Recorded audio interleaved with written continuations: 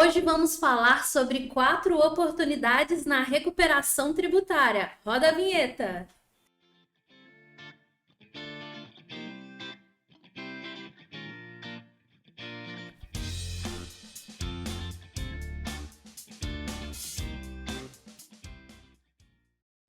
Olá, pessoal. Eu sou Michele Francisco, contadora e analista tributária, e estamos começando o episódio número 2 do Pode Simplificar.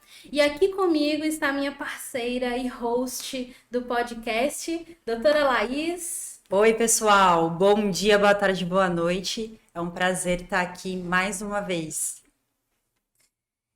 E, pessoal, esse é o podcast número 2, só que nós estamos iniciando com tudo, né, Lá? Sim. Nós vamos falar para vocês sobre 4 oportunidades excelentes na recuperação tributária. E Lá, você pode começar explicando para o pessoal o que é recuperação tributária? Então, recuperação tributária nada mais é que pegar de volta, ou por compensação, ou por restituição, ou ação de repetição de indébito, que é judicial, aquilo que você pagou a mais por erro, por ilegalidade ou por inconstitucionalidade. Então, às vezes, né, você conseguiu, pegou um imposto, pagou errado, pagou a mais, ou uma legislação foi feita por um ente que não era competente, que instituiu o imposto, ou era contra a Constituição, você consegue, no âmbito administrativo e judicial, restituir esse valor. Olha que bacana, pessoal. Então, assim, é uma restituição que pode ser realmente ou por causa de inconstitucionalidade ou, inclusive, por falha também ali na hora de cadastrar um produto para fazer uma venda, para fazer um serviço. Então, tem como recuperar. E é isso que a gente vai falar hoje. E vamos começar com o primeiro, Lá? Vamos lá, qual é o Olha, primeiro? o primeiro é sobre oportunidade 1. PIS, COFINS monofásico no Simples Nacional. Sim. Quer começar, Lá? Eu acho que você tem que começar. A gente precisa falar o que é monofásico, PIS, COFINS monofásico. O que seria, né? Você que está no dia a dia, né? Sim, vamos lá. Com isso. Ó, vou começar falando o seguinte. É muito comum que na contabilidade, no dia a dia, a gente fale, PIS, COFINS são impostos. E na verdade, não, PIS, COFINS são contribuições. Funciona assim, no Brasil, existem 5 tipos de tributos, na verdade, que são os impostos, contribuições de melhoria, contribuições especiais, empréstimos compulsórios e taxa. Então, explicando melhor, né? Na verdade, assim, todos esses 5 são tributos. Então, tudo isso é tributo. PIS é tributo, COFINS é tributo, mas ele está no grupo de contribuições de especiais. E o PIS, ele é o Programa de Integridade Social. A COFINS é a contribuição para a Seguridade Social, né? São contribuições. E monofásico, na verdade, é um mecanismo que o ente federal, porque estamos falando aqui de PIS e COFINS, que são contribuições federais, que o ente federal utiliza para recolhimento desses tributos. E assim, e o monofásico é quando o fabricante e o importador, eles são obrigados a recolher referente a alguns itens, alguns produtos, diretamente na fonte. Então, ele recolhe aqui o imposto único referente a todas as cadeias para frente e repassa no preço de venda. Então, ali, exemplo, o atacadista comprou do fabricante, já está embutido o PIS/COFINS no preço de venda, ele não precisa pagar de novo, nem o atacadista, nem o distribuidor, nem o varejista. Então, esse a grande questão, porque muitas vezes tá com algum cadastro ali divergente no cadastro de produtos da empresa e acaba passando essa tributação e sendo que já foi pago pelo importador, pelo fabricante. Exatamente. As empresas precisam tomar cuidado porque às vezes elas acabam pagando em duplicidade. Como a Mi explicou, né, o fabricante e o importador, ele acaba recolhendo antecipadamente. Então, os demais da cadeia não precisam recolher. Então, você precisa observar, né, quais são os produtos, né, que são pelo regime monofásico, a tributação monofásica, porque você precisa segregar essas receitas. O que seria segregar? excluir essas alíquotas. E como você faz isso? Através do PGDAS. E o que é PGDAS também, Michele? Explica aí Então, pro pessoal. PGDAS é um programa que é da Receita Federal, que ele é justamente para gerar esse imposto DAS, né? Que é um imposto unificado para as empresas que são do enquadramento do Simples Nacional. Então, em resumo, de forma simples, é justamente um site, né? Que é o PGDAS, é um programa onde você faz o cálculo. Então, você informa lá dentro o faturamento da empresa naquele mês e lá dentro vai ser gerado os impostos, né? Vai ser gerado a guia DAS e lá dentro é onde você escolhe, vai ser tributado do ICMS, não vai ser tributado do PIS/COFINS, é onde lá dentro tem que marcar que aquele X valor daquele faturamento é monofásico, então vamos marcar que é monofásico para não gerar imposto daquela fração, né, de faturamento. Então, você que pagou em duplicidade, você tem a oportunidade, né, em âmbito administrativo, de corrigir, né, de pleitear essa restituição, considerando que ela já foi recolhida. Exato, né? Exato. E o processo é o seguinte, pessoal, para retificação. Antes de eu falar aqui, antes de falar, né, de como é o processo, te convido, você que está nos assistindo aí pelo YouTube, a se inscrever no nosso canal, deixa seu like, que vai ter muita coisa bacana aqui para vocês. E continuando, para dar andamento nesse processo de restituição, você, primeira coisa, precisa coletar os dados da empresa, coletar as informações. Porque, assim, o PIS/COFINS monofásico, ele é só para empresas do Simples Nacional, esse que a gente está falando aqui. Então, o que você precisa? E você pode recuperar os 5 últimos anos. Então, você precisa pegar essa documentação, que no caso seria essa informação, que seria o XML de venda, XML de saída da empresa, mais os extratos PGDAS, tirar ali, separar os produtos que têm incidência monofásica, retificar os PGDAS, né? E aí, o mais ideal é utilizar um software, né, Laís, para isso, para não ter que fazer esse cálculo na mão. E logo após você retificando esse PGDAS, você já está informando para a Receita, né, esse novo faturamento, essa nova parcela que foi retirado o monofásico de PIS e COFINS. E aí você já vai aparecer ali no portal ECAC, né, que é um portal da Receita, onde dá para ser acessado com código de acesso, com certificado digital. Inclusive, nós vamos deixar na descrição do vídeo esses links, tá? Tanto para ECAC, tanto para listagem dos itens que são monofásicos. E aí, pelo portal do ECAC, você já consegue fazer o pedido de restituição para a Receita de forma simples. E o que é legal, gente, você consegue receber, né, entrando com pedido de restituição, o dinheiro cai na sua conta em 60 dias, né? Sim. O prazo da Receita, né? 60 dias, tem sido muito rápido. Antes não era assim, né? Antes, quando falava em restituição com Receita, demorava muito tempo, né? E esse de PIS e COFINS monofásico tá 60 dias, cai direto na conta da empresa, né? Assim que você manda o pedido de restituição na ECAC, você já coloca os dados bancários do CNPJ, né, em quem está sendo feito o pedido, e 60 dias já cai. Então vale a pena fazer, pessoal. Vale mesmo. Gente, advogada, né? Então eu preciso indicar para vocês onde que tá essa parte da segregação que a gente está explicando aqui para vocês. É a Lei Complementar 123 de 2006, o artigo 18, parágrafo 4º, que fala: o contribuinte deverá segregar também as receitas decorrentes, né, inciso 1, decorrentes de operações ou prestações sujeitas à tributação concentrada em uma única etapa, entre parênteses, monofásica, bem como em relação ao ICMS, que o imposto já tenha sido recolhido por substituto tributário ou por antecipação tributária com encerramento de tributação. Também tem previsão no parágrafo 12, tá, dessa legislação. Então, ou seja, a lei complementar é muito clara ao estabelecer que as empresas não devem, né, recolher tributo nesses casos, porque já foi recolhido no início. Resolução 140 de 2018, artigo 25, parágrafo 6, também fala sobre isso.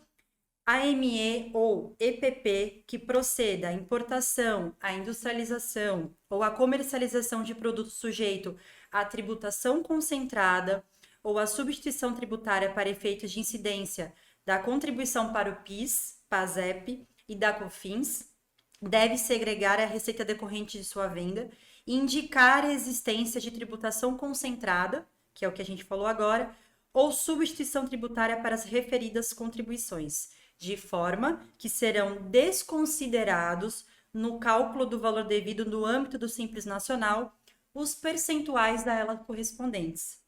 Além disso, também tem o item de perguntas e respostas do Simples Nacional. Lá na pergunta 6.2, a Receita também explica exatamente isso.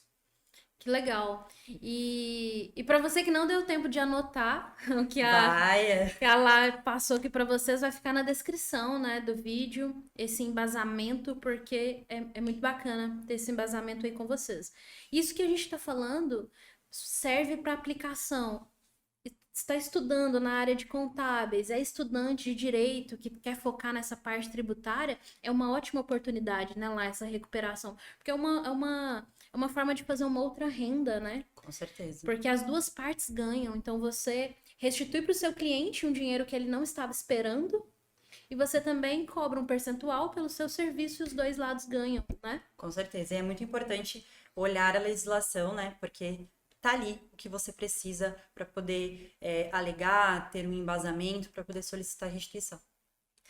E vamos agora para o item 2. Item 2. Segunda oportunidade na recuperação tributária, que é PIS/COFINS ST sobre cigarros, que está em altíssima agora, né, Lá? Altíssima. Também, né? A legislação atual, ela diz que os cigarros e as cigarrilhas estão sujeitos à substituição tributária, né, do PIS e da COFINS. Também o fabricante, o importador, recolhe antes, né, o tributo. Só que nesse caso aqui em específico, a base de cálculo ela é presumida. Então, o que acontece? Eu vou ler um pouquinho a legislação para vocês, só para a gente conseguir seguir com a explicação.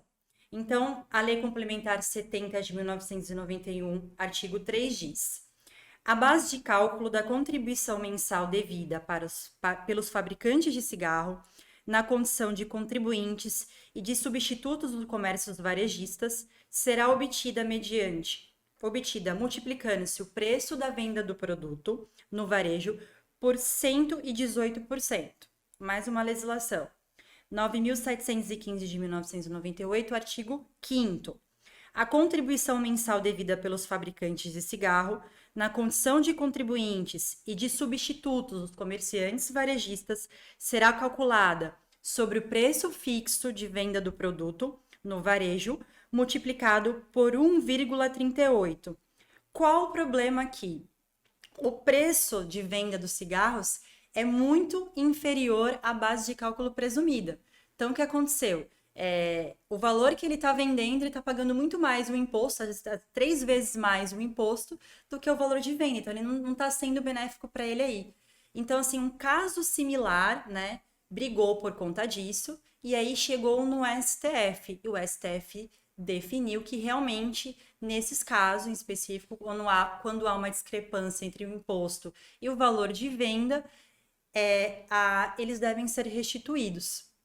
E o que a Receita fez? Porque, além desse caso similar, os cigarros também estão inclusos. Então, eles emitiram uma nota, que é 446 de 2020, dizendo o seguinte.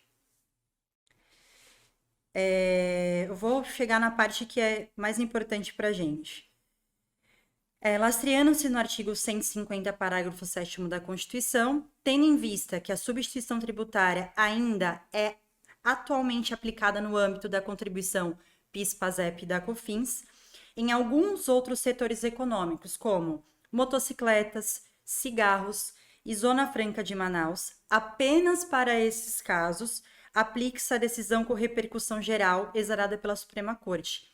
Então, o que a Receita fez, né? A PGFN também, né, deu um outro comunicado pedindo para não recorrer mais nesses processos e eles já se anteciparam, porque numa decisão similar eles disseram que era devida restituição.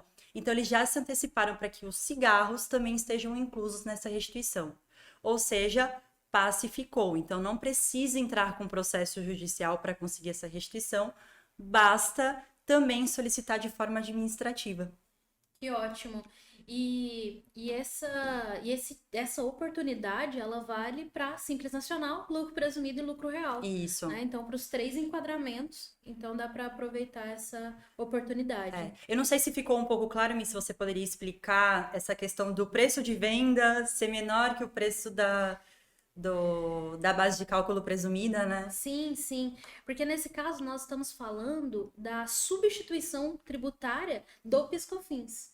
Então, ou seja, cada empresa, né, ali que faz a sua venda, ela tem que pagar ali os seus tributos.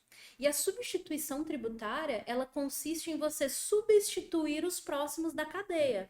Então, exemplo, o fabricante produziu, ele vai vender para atacadista, ele paga tributo. Atacadista vai vender para o distribuidor, paga tributo. O distribuidor vai vender para o varejo, paga tributo. Varejo vai vender ali para vendinha na esquina, paga tributo.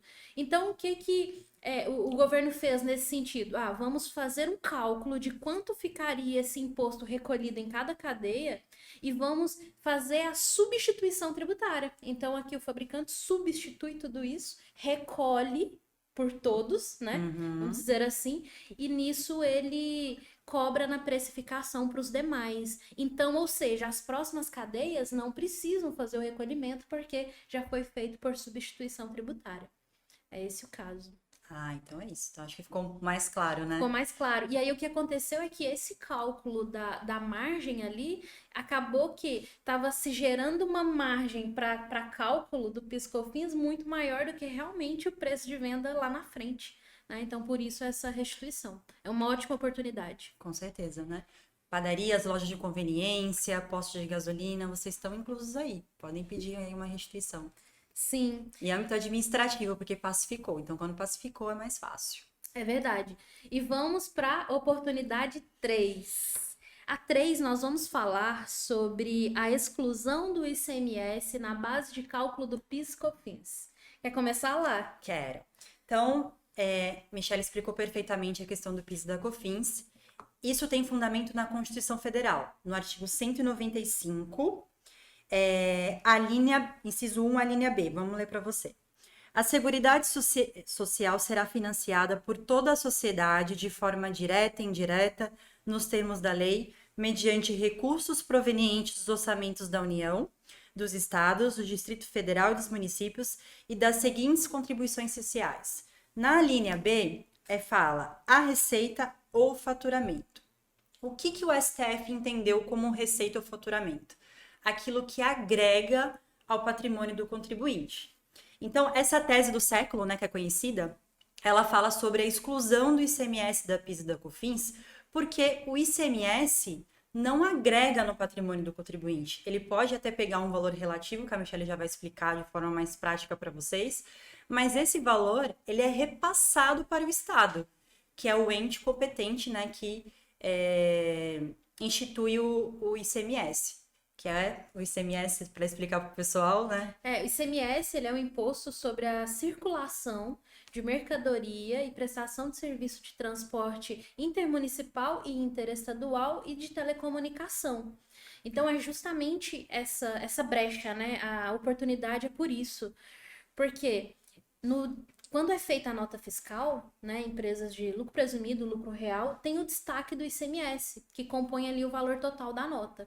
E sobre aquele valor total é aplicado as alíquotas de PIS e COFINS. Então, essa oportunidade foi pacificado, né, foi aprovado, justamente excluindo essa parcela do ICMS da base de cálculo do PIS e COFINS para poder pagar sobre real faturamento, né, e não sobre o ICMS, que é, na verdade, um repasse, como a Laís disse.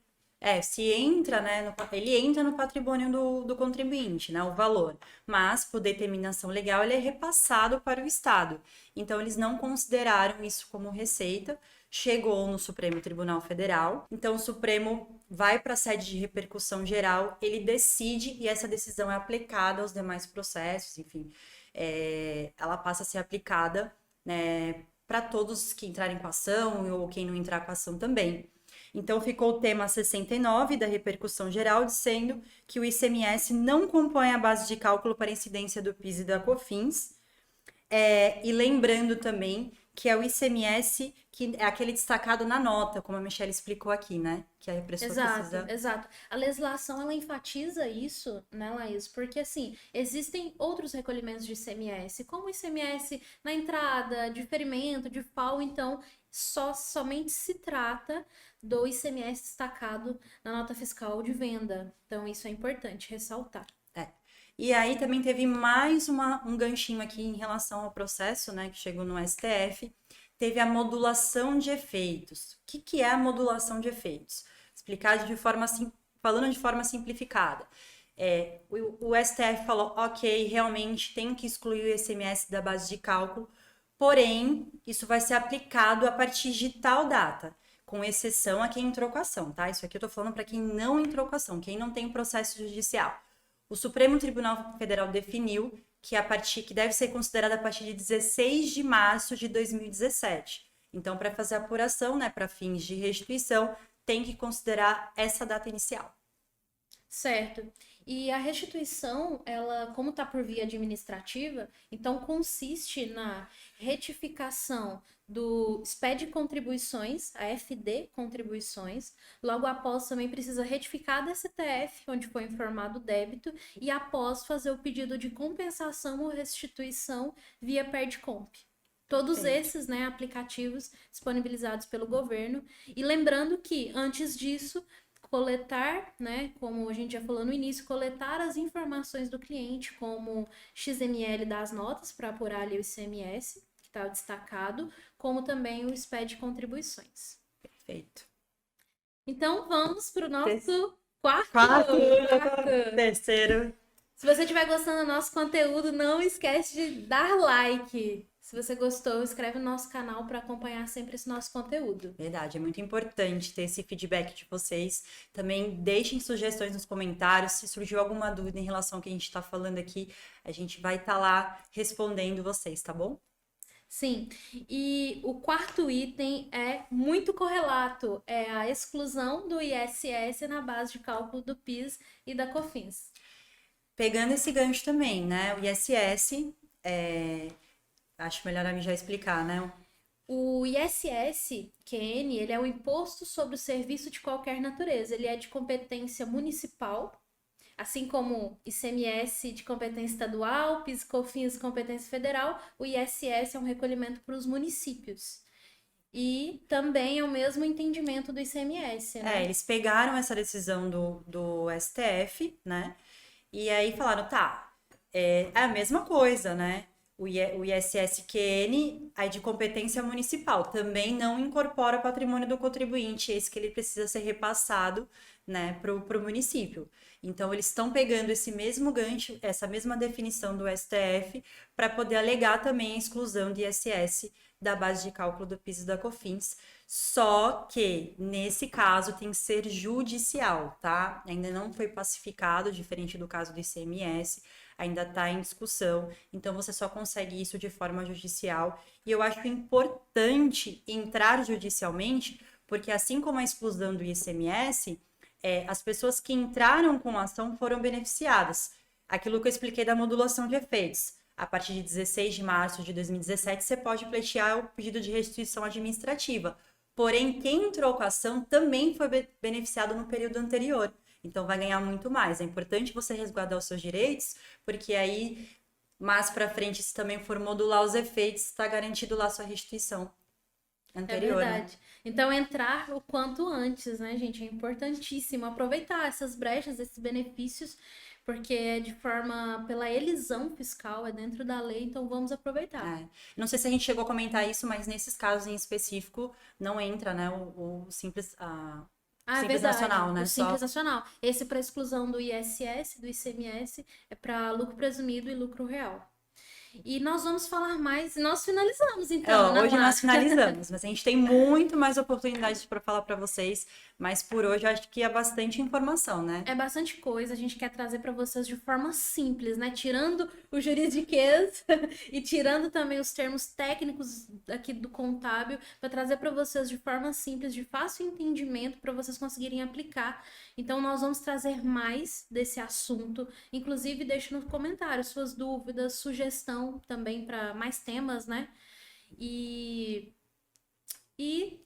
nós estamos também no Instagram, é bom lembrar disso, né? Lá terão todos os links, tá, gente? Para acesso a YouTube, né? As plataformas de áudio, vai ter tudo lá para vocês, tá? E assim, não tem como a gente fugir da legislação. Eu preciso falar para vocês um pouquinho da lei, mas repito, se surgir alguma dúvida, podem deixar nos comentários que a gente tenta responder para cada um de vocês. Exatamente. Então, nós encerramos por aqui o nosso Pode Simplificar de número 2. Obrigado lá pela companhia. Eu que agradeço, né? A gente tá repassando para vocês o que a gente discute no dia a dia, né? No nosso trabalho, enfim, que a gente precisa chegar um pouquinho do jurídico, um pouquinho da parte prática para a gente conseguir alinhar, e a gente está passando isso para vocês de forma simplificada, assim espero, né? Exato. Fala aí se você gostou. E até o próximo episódio. Tchau, tchau. Tchau, tchau, gente.